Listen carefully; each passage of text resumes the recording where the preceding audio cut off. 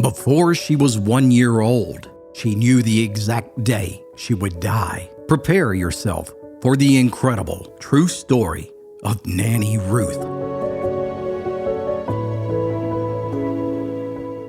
Our story today comes to us from Polly M. from Putnam County, Florida.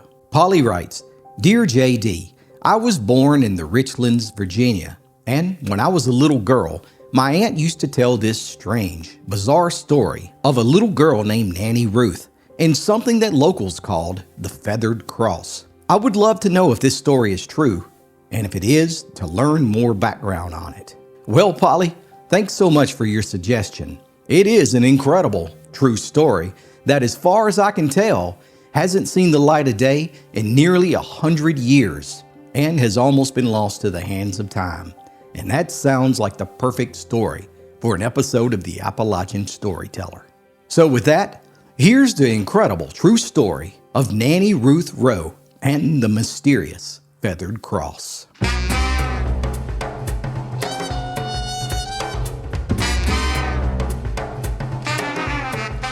Our story begins in the roaring 1920s, a wild and restless time when hot jazz thundered through America's crowded city streets. Women's hymnlines rose, and they lit cigarettes and danced like never before.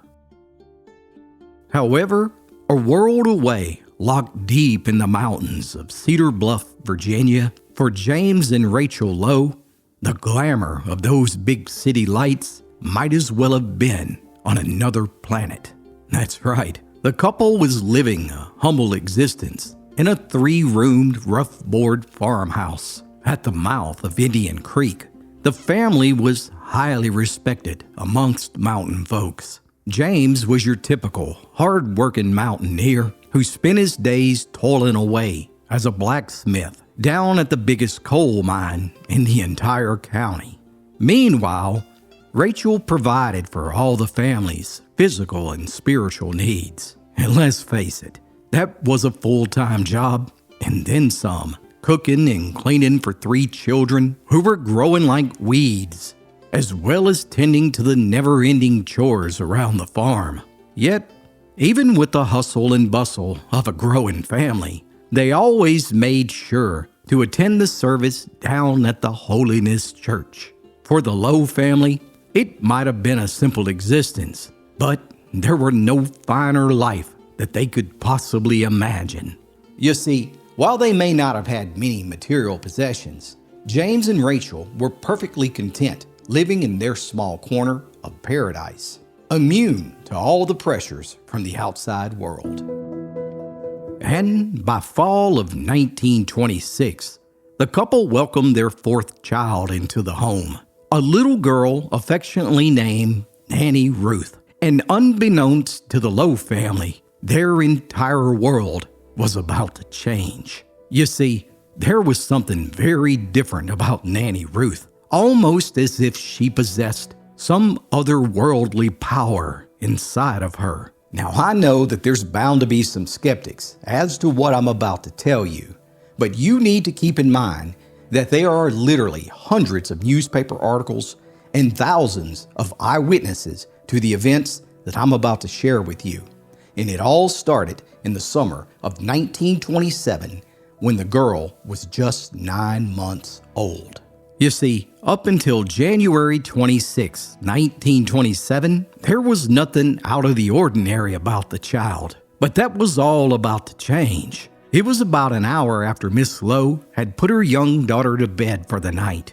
And as Rachel was washing the supper dishes, she was astonished to look up to see that her 9-month young daughter had suddenly reappeared before her in the kitchen, fully dressed and standing. Nannie Ruth had never walked before, but suddenly she was fully capable, and even more astonishing, the child began talking to her mother about the events of the day in perfect English, complete with full sentences, with the ability that was so incredible it terrified Rachel as she stood frozen with her hands shaken as she listened to her daughter. So much so, a plate slipped from the mother's hands and shattered on the floor.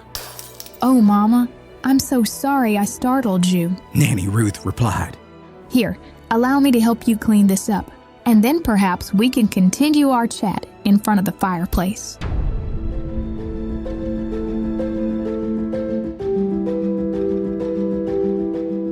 By early afternoon, wagon tongues had set the hills afire along Indian Creek as folks began visiting the Lowe homestead to see and to hear this miracle child. Dozens of people packed inside the small house and listened as Nannie Ruth quoted her favorite Bible verses and even sang her favorite hymns. Some folks stared in amazement, while others feared this uncanny ability that this child suddenly possessed. And from that day on, Nannie Ruth Lowe became the entire talk of Tazewell County, Virginia. By 1 year old, she knew the entire alphabet, and people came from miles around to listen to this child who could read aloud from the Bible.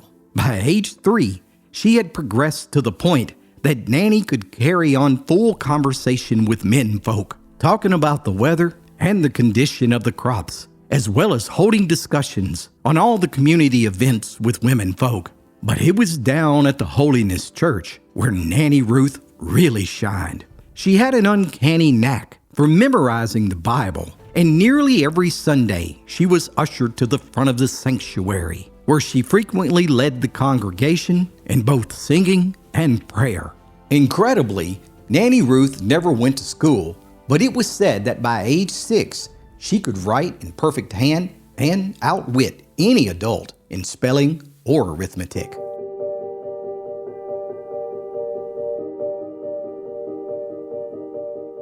Then on the morning of December 7th, 1933, at 7 years old, Nannie Ruth came to her mother with a cryptic message. As Rachel Lowe was preparing breakfast, her daughter entered the kitchen and sat down beside the stove. Mama, where will grandmother be buried? Why, Nannie Ruth, why would you ask such a thing? No, Mama, it's important, and I need to know. Where will she be buried? Well, she's not sick, child, but I reckon someday, long in the future, she'll be buried down at the Jones Chapel. Just then, Nannie Ruth took her mother's hand in her own and continued. Mama, I've got something to tell you, and I don't want you to be scared. I want you to promise me that you'll do my hair, like you always do, with those pretty blue ribbons, and then dress me in my favorite white dress, with all the buttons and the lace, and put my slippers on. You know, the ones with the pretty buckles that I like so much. And Mama, I want you to place my body in a little white casket and bury me next to where Grandma will be buried. Oh, Mama, I know my time here has been brief, but it is finished, and I must go be with a father now. 3 days later, on December 10th, 1933, Nannie Ruth Lowe died. Her body was lovingly prepared according to her final wishes and buried in the Jones graveyard, where no fewer than 2,000 people attended the funeral. Just as quickly as Nannie Ruth Lowe had came into this world, she was gone. Yet, Nannie's story doesn't end here. In fact, it's what happens next that would become one of the strangest mysteries to ever come out of the hills of Appalachia, one that to this very day has never been solved. Give someone you love the gift of old-fashioned storytelling. 4 books for the young and old alike that will make your heart smile. Click the link below to order your copy of the Appalachian Storyteller today.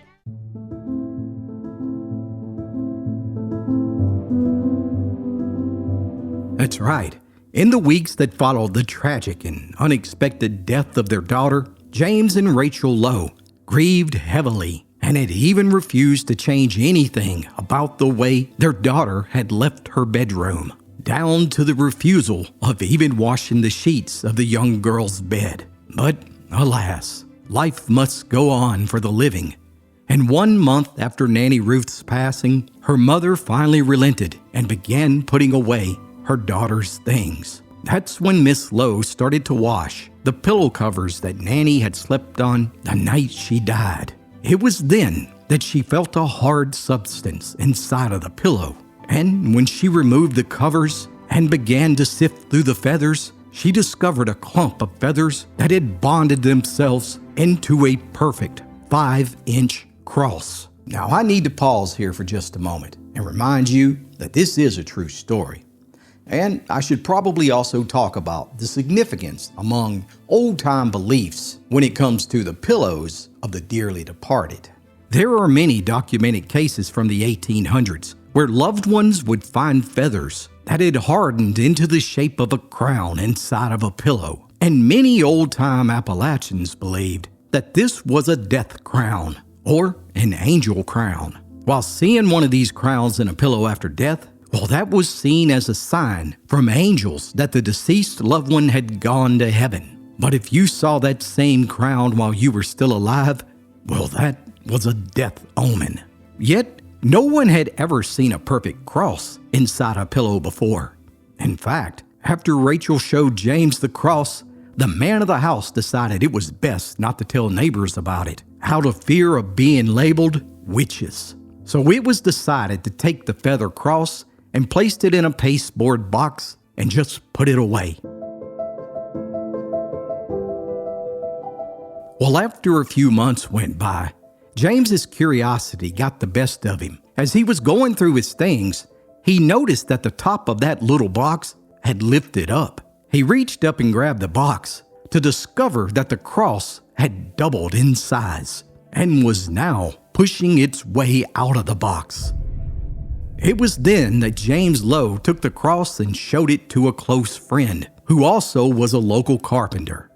It sure was peculiar. He had never seen anything like it. How on earth did those feathers get so tightly packed against one another, and what was drawing them inward and creating a perfect cross? The carpenter promised not to tell anyone, and he even built a wooden box with a glass top to put the feathered cross in, where it was once again returned to the Lowe home. This time, James and Rachel decided to leave the box on display in their home so they could monitor it. And for some unknown reason, the cross continued to grow. And by 4 months after Nannie Ruth's death, the cross had outgrown the second box. Once again, the family friend built a larger box with a glass top for it. However, as the carpenter was placing the cross inside of the new box, it suddenly flashed blood red for just a few seconds before returning white. Oh, that was it. The carpenter wasn't touching that thing again, and he could keep the secret no longer. By next Sunday, every soul in Cedar Bluff, Virginia, had heard about the mysterious cross. And then the community descended on the Lowe farm, where it was recorded by a local newspaper that 354 people came to witness the cross. Countless men examined the object, and they were left baffled. And within days, several medical doctors and even a scientist from the state of Virginia arrived to the Lowe house, complete with magnifying glasses and even microscopes, to study the cross that was now 2 feet long. But they too left bumfuzzled and bewildered. With all of the excitement, neighbors suggested that the Lowes begin charging admission to see the cross, as newspapers across Virginia and West Virginia began running nonstop stories on the cross, causing countless automobiles to jam up the small dirt roads that led to Cedar Bluff just to get a gander at this cross. And many people even brought their sick and afflicted to touch it, believing that it might hold the power to heal. But the Lowes refused to take any money for the cross, and they even refused to sell it to a Ripley's Believe It or Not representative who offered $1,000 to purchase it. Remarkably, thousands of people made the pilgrimage to Tazewell County, Virginia, from the years 1933 to 1937 to see this feathered cross. And then slowly, the story just disappeared from the public's eye. And now, it was up to me to research microfilms at historical societies and search newspaper databases to see what I could find. And I was able to find a picture of the cross that was published in 1936, proving that it did in fact exist. And while Nannie Ruth and the featured cross disappeared from the headlines, locals in Tazewell County, well, they never forgot it, and the story was passed down for nearly 100 years. The last documented mention of the event occurred in 1988 in a local newspaper, and since then, the story has all but vanished. As for Nannie Ruth, well, she is in fact buried by her grandmother in Jones Chapel Cemetery, as she requested. As I researched this story, I found myself coming back to this strange request to be buried in that exact same spot over and over again. What was the significance of this? And what about her exact instructions to her mother on how to prepare her body for burial? And whatever became of the feathered cross? Is it possible that someone watching right now may hold the answer to that question? Perhaps they still have it. I look forward to hearing from you. And I look forward to hearing what everybody has to think about this story. So there you go, my friend. Now you know the rest of the story of Nannie Ruth Lowe and the mysterious feathered cross. Thanks so much to Polly in Florida for recommending that I research this story that was told to her during her childhood over 60 years ago. Finally, if you have a story idea that you'd like me to research and possibly feature on the Appalachian Storyteller, send me an email to the appalachianstoryteller@gmail.com. Thanks so much for watching this episode, and as always, be sure to like and subscribe for more true stories from Appalachia's past.